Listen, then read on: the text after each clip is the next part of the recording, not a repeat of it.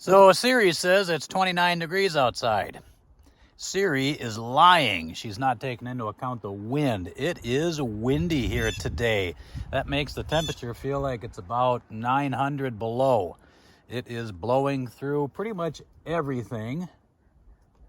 I'm seriously thinking about putting Kevlar on, but I don't think that's going to help either.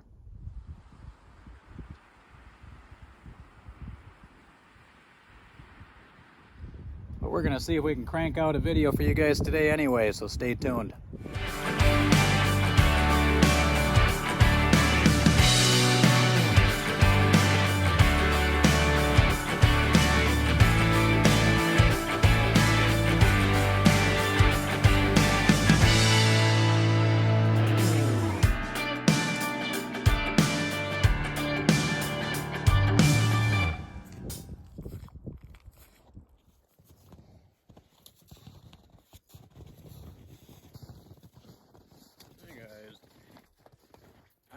Here we go.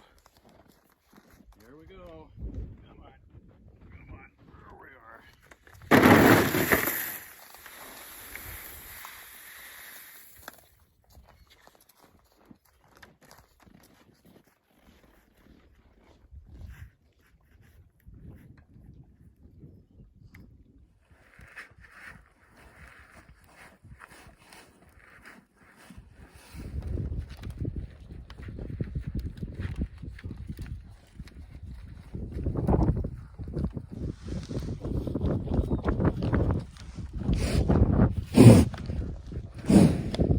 Spring is just around the corner, well, tomorrow in fact, and that means we got to start thinking about not only spring but also the summertime here coming up and projects that we're going to do.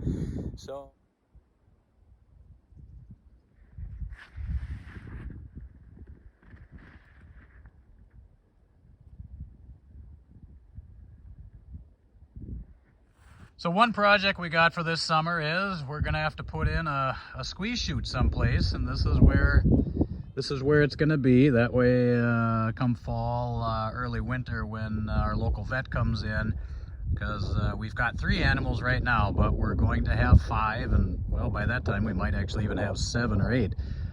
So we got to have a safe way to, have the vet come and check these bison. For a couple of reasons. One, it's going to be a lot easier that way. It's going to be a lot safer, and my vet pretty much told us that she is absolutely not coming out unless we have a squeeze chute, so that really kind of factored in a little bit. So this is maybe a little bit better of an angle so that you can see, but so again, so the squeeze chute's going to go right in this area here. So what I'm going to do is I'm going to the plan is to pour a concrete pad here. The squeeze chute will be right there. It'll open up and they'll be able to circle right back into the pasture there. But and so this area over here, you can almost see where they walk right now is almost going to be where the actual alley is going to be, so that we'll start to sort of corral them in on this area, get them over to there, and then it'll slowly narrow down until eventually they make this curve here, and then we can just run them separately into the squeeze chute one by one. So the squeeze chutes for the bison, they got to be a little bit stronger than the ones for cattle, so they cost a little bit more, and some of the starting prices for some of these basic manual squeeze chutes start out around $14,000 or $15,000, and then it just goes up from there. So we haven't figured out exactly how we're gonna pull that one off yet. We got some contacts and some sources that we have been making along the way here as we're getting going with the ranch. So we're gonna talk to a couple people, see if we can find one secondhand. If we do have to go the route of getting brand new, which it's kind of looking that way right now, we'll see if we can finance maybe, or well, I mean, we could always rob a bank. There's that option. If you guys don't see us on YouTube or Facebook for a while, you'll know which option we picked, and you'll know it probably didn't work the way that we wanted it to. So here's another project that's gonna happen this summer. So you can see where they've been really trashing these trees.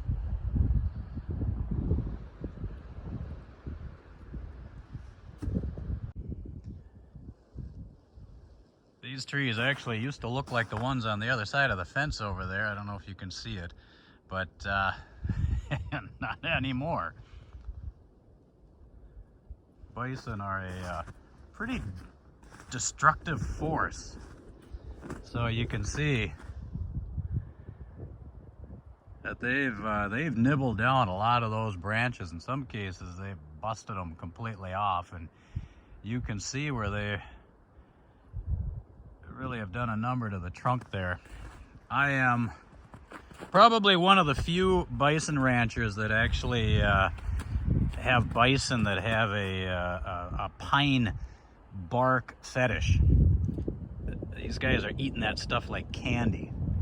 So the plan then is this summer also to take out a few of these trees here. I mean, they're kind of nice trees to take out, but well, hey, the bison come first, right? But we'll take some of these out and open it up a little bit here. That fence line that you can see there, this one here, I mean, that one, just like a lot of the other ones, they were only meant to be temporary. So they've served their purpose. When we knew that when we were getting these guys, they were gonna be, you know, pretty much just still calves, just recently weaned, and that's what it was. So we knew we had some time before they grew too big, that we had time to put in some higher fences. But this fence here is gonna get replaced and actually pushed back probably about 50 yards or so. Here you can actually see my boat, one of my old boats, through the brush there. It's actually going to be just on the other side of that. And the boat, I know the bison like their toys, but no, we're not gonna let them play with the boat. So that'll be another project that we'll be doing sometime this spring here. You can see it's almost kind of a shame to take these down, because they love going in there. They love rubbing on, obviously you can see they love rubbing on the bark. Here comes the other one now. They noticed I'm kind of in their area. This is another project that we're going to be doing this summer here, so we'll have plenty of video for that. But so you can see you're kind of actually right where Thor is right there. So we have those. That's basically a makeshift fence that we have. Now the problem with that fence, it served its purpose to get, you know, be able to get in and out, especially when we brought these animals first here. I basically just, you know, backed the truck up with the trailer right in there, let them out, and then drove the truck out. Problem with that is that you almost have to have a couple people as backup to you know, make sure that these animals don't get out. Now, it's one thing when you're first bringing them out here, but as we start to get more and more animals, there's going to be more and more chance that one of them might get out. So what we're going to do is we're actually going to extend, and we're going to make a double gate system here. There's going to be more heavy duty gates that are going to open, 2 gates on either side of these posts here, instead of just having the barbed wire strung between. And then we're going to extend from this post here, I don't know if you can kind of see it, but going in this direction here. So there almost be like a little mini corral, so to speak, with another set of gates kind of like right in here. So my idea behind it is that you'd be able to either, it'll be long enough so that a truck with a trailer, or if I got my little Kubota compact tractor or whatever we got, whatever reason we need to get in there, we can come in through, you know, say the gate that's right, I'll get my finger in the right spot, you know, through the double gates here, be able to drive in, get off the tractor, close the gate, and then open this gate, and then be able to go through. My idea, my thinking behind this is that even if an animal does get out through here, they're blocked by this gate here. So, and then of course you can get on and then close the gate, and you're good to go, and then just repeat the process to get out. So this line here is going to extend. It's going to be wood. This mound here, that's actually our mound. It's our mound system. For the city folk, if you don't know what a mound system is, Google it and figure it out yourself.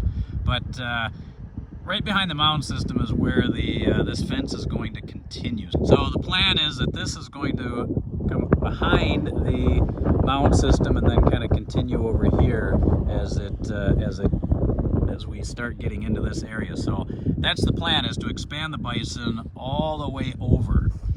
And actually we're gonna go out there in a little bit here on snowshoes, but this wind out here today is killer and my hands are starting to go numb. So give me a moment to warm up a little bit, and then we'll head on out there. I know some Minnesotans pride themselves on how tough they are out in the cold. Well, there's tough and then there's just plain stupid, you know, sitting there staying out in the cold and the wind and stuff like that until parts of you are literally almost you know, losing circulation and freezing off. Not too bright. So we're gonna go the smart route here and go in and warm up a little bit, and then we'll come back out.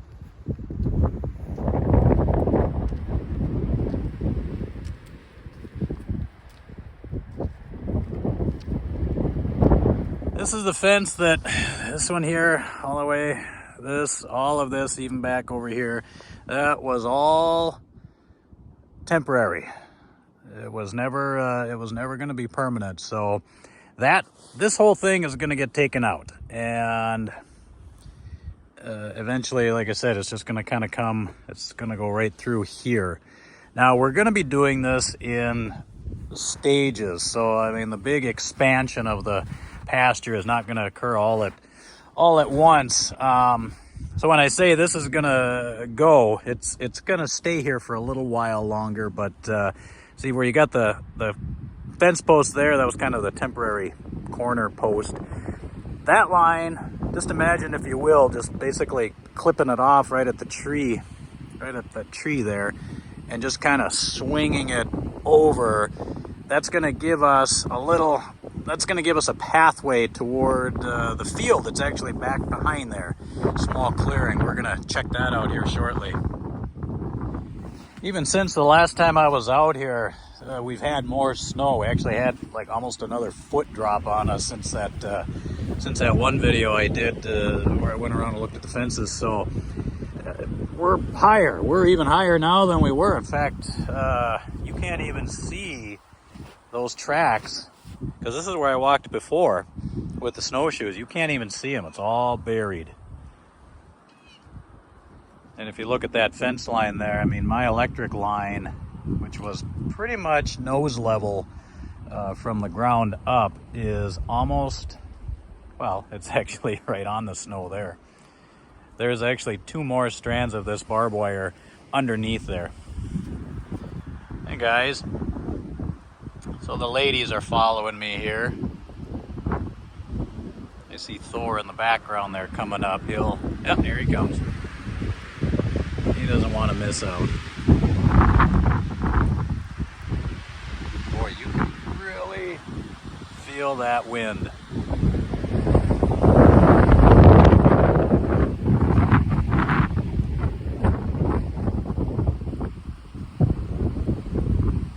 So here you can see, though, this is, so we're heading south actually, and so this is the southern perimeter right now. So where I'm walking right now, actually, this is the corridor, temporary corridor that we're gonna make to get us out to this clearing. So we're just gonna kind of snowshoe it along here a little bit more so you can kind of see what I'm talking about when I say clearing here. This farm that we bought 3.5 years ago, it was an old like milk farm, had an old barn here, and this was the field, one of the fields anyway, that they had used when we bought this. So here you can see, so that's the east corner there. So just to kind of give it perspective, this is where we just walked. So eventually this whole area here is going to have fencing around it, all the way around, and it's going to continue, and it's going to take in this whole area. And if you can look way in the distance, not these scrub trees here and not the popple there, but if you can see way in the distance, the pine trees in the back, that actually is the southern border of our property there. That is where our fence line is going to go up and then it's gonna, this would be east-west actually here. So this entire area here, and then I'll back off here in a bit, but even where this woods is here, this is all going to be for the bison. But this area here, when we first bought this was actually all like thorn brush and old wild raspberries and stuff like that, and it was a tangled mess, I'm telling you. I couldn't even be standing where I'm standing here now. You would have been ripped to shreds from all the thorns and everything. It was just a pain. But the Kubota made quick work of that thing. It took me a while to get it mowed down and get it chopped up enough so that last year it was actually all grass all through here. So this is going to be a great place for the bison to come for their grass here. So this is what I started to clear out last fall. It was pretty much just what I call scrub brush, or just little poles basically. It's just not much, not real trees, let's just put it that way. And so this area here, this was actually just like this, pretty much all the way up to right where I'm standing here. So the plan is to clear out a lot of that, all of this stuff out of here. Just get it out of here. Some of these bigger trees, we're going to leave these in place here because we've already seen that the bison, they like to have a few trees to play around with, especially apparently the ones that I got with their fetish for pine needles and pine bark. So this will give them plenty to chew on here for a while anyway.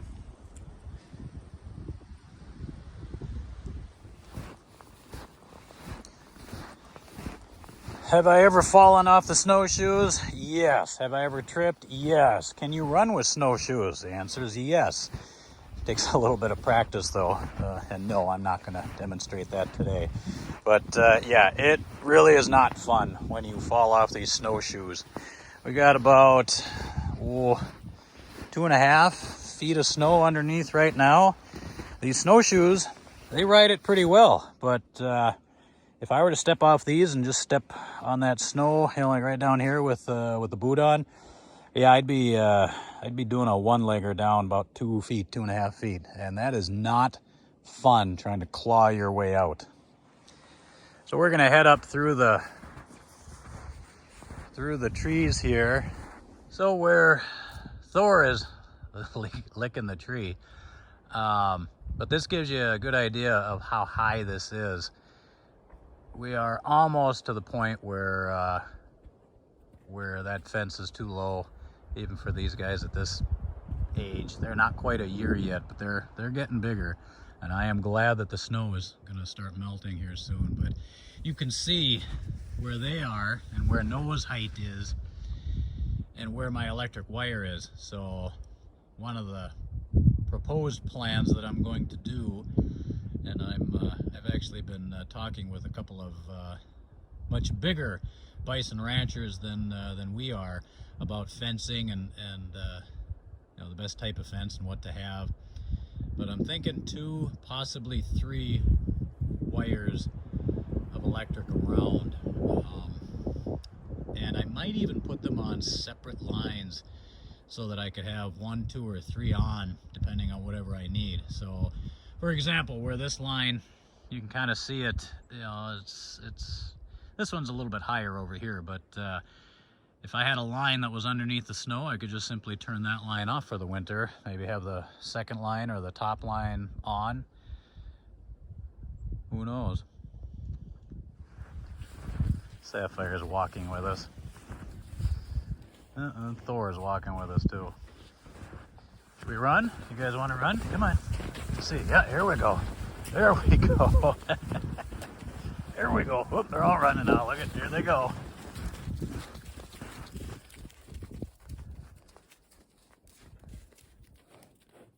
Snowshoeing with buffalo. Here you can see the trees again that they've pretty much destroyed. But, I mean, hey, they gotta have fun too. Look at Thor there. This is what they do. Now the fence actually goes around on the other side of the trees there, but we're going to continue this way here. But I will bet you that by the time I get around to that other side, they'll be either waiting for us or at least running up to meet us. Okay. Trees, sticks. Ouch. Okay. So there's a drainage ditch that runs along here.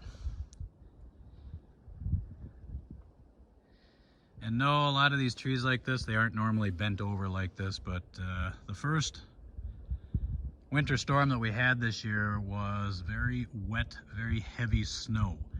It busted up a lot of trees, and it's one of the worst, whatever the proper language is. It was one of the worst ones I've seen in terms of damage. There was a lot of trees busted and broken up. But we are going to thin out this area here. But now where that ditch is, that's pretty much where the west side of this corral is going to be. Now, our property though goes quite a bit further, all the way through here. You're not even getting close to the end of our property here, both to the south and to the west. This, on the other side of that ditch, with the appropriate amount of space between, proposed, now this is probably about 3-4 years out, but the proposed idea is to have a second bison corral, or pasture, I guess, corral area, whatever you want to call it, on that side there. So the plan here is to have 2 separate herds. Like I said, that's a little more long term. See, there they are already. You can see them through the brush there. Now, earlier I was talking about the bison chute, cost of bison chute, and are we gonna go second hand? Are we gonna be able to finance? Robbing the bank, whatever. But one possible alternative that we have for getting a squeeze chute. Now, this area that's kind of behind me here, this was that area that I told you is all wooden. One idea that we have is to have a logger come in and, well, for lack of a better word, log off quite a significant part of these woods here. That would open it up, for the bison, and it would also be a real nice, cost-effective method of us securing the funds for a bison chute, and we could actually get ourselves a real nice bison chute and alley and everything, and just get it all done at once without having to, dip into Nikolai's college fund. Or, well, I suppose we could indenture him to somebody for, 8-9 years of servitude. There's always that option too. He may not go for it, but he's a minor. He has no choice.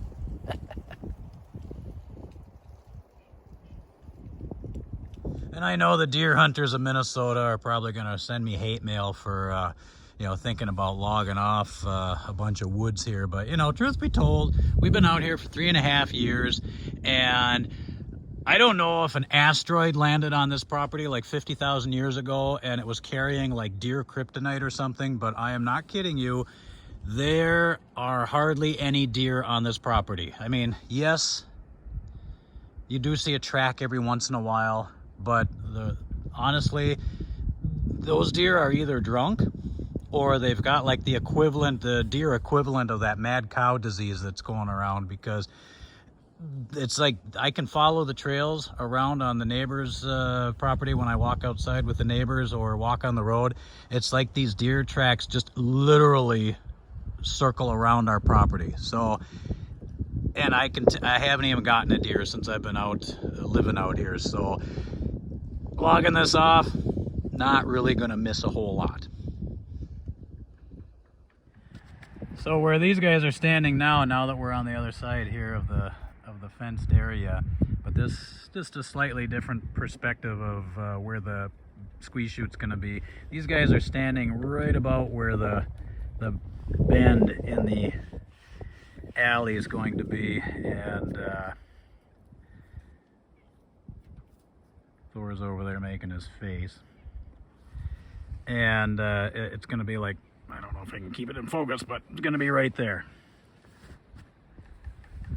So a couple other, concepts that we have to sort of iron out. Like, you've seen our high-tech water delivery system, but as we get more animals, we're gonna have to come up with something a little bit better than that, because I am not lugging 6-gallon buckets of water out for 8, 9, 10, 12 animals. So we're toying around with, okay, do we have a well dug? Do we dig a pond? We do have a couple of areas that I've kind of looked at here that we might be able to do that. Questionable if they're going to sustain and keep the water in them year round. And the pond idea just doesn't work up here in winter. Things tend to freeze in winter, so even if we dig a pond, we're still going to be looking at how to get water to these guys, come winter time. So there's still a lot of question marks out there about, what we're going to do, but we'll get it sorted out. So thanks for joining us as we took a little trek around the property here and kind of went over some of our proposed ideas. Hope you guys enjoyed the video, and if you haven't done so already, just hit that little subscribe button and subscribe to our channel. Check out our other videos too. We generally post about once a week or so, and then we're putting up shorts a couple times a week there too. How are you? Huh? Yeah.